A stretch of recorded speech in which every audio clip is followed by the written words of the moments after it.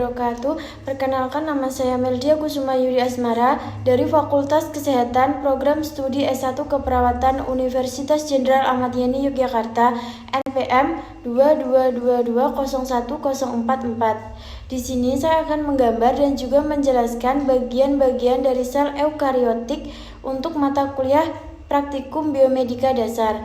Berikut alat-alat yang digunakan adalah pensil, penghapus, pewarna, dan juga buku gambar.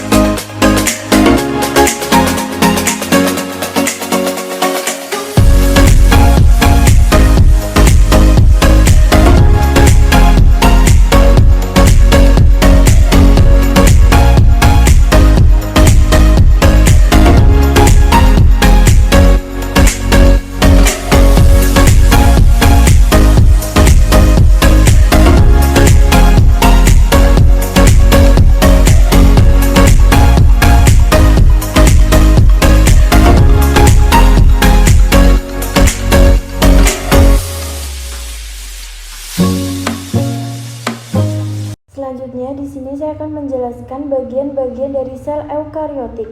Yang pertama adalah membran sel. Membran sel ini yang membatasi sel dengan lingkungan luar yang mempunyai sifat semi-selektionable, yaitu dengan menyeleksi molekul yang masuk ke dalam sel, juga berfungsi untuk mengatur pemasukan dan pengeluaran zat ke dalam dan keluar sel dengan cara osmosis, difusi, dan transportatif. Yang kedua adalah sitoplasma.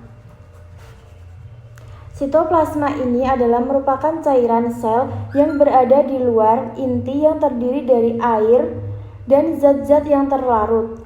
Berfungsi sebagai bahan kimia sel dan reaksi metabolisme dan juga mempunyai sifat mampu mengenai dan menghantarkan rangsangan. Yang ketiga adalah mitokondria. Mitokondria ini berfungsi sebagai tempat berlangsungnya respirasi dan menghasilkan energi. Lisosom.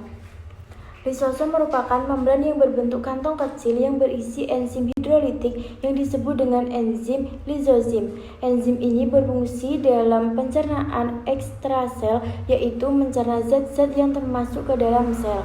Aparatus Golgi. Aparatus Golgi berfungsi sebagai menjalankan sistem ekskresi dan membentuk membran plasma sebagai tempat terjadinya sintesis polisakarida dan membentuk akrosi. Sentriol. Sentriol ini berfungsi untuk membantu pembelahan sel dengan memfasilitasi pemisahan kromosom. Sentriol ini hanya dijumpai pada sel hewan. Ribosom. Ribosom ini tersebar dalam sitoplasma dan juga ada yang menempel pada retikulum endoplasma kasar, berfungsi sebagai menyintesis protein untuk metabolisme. Retikulum endoplasma.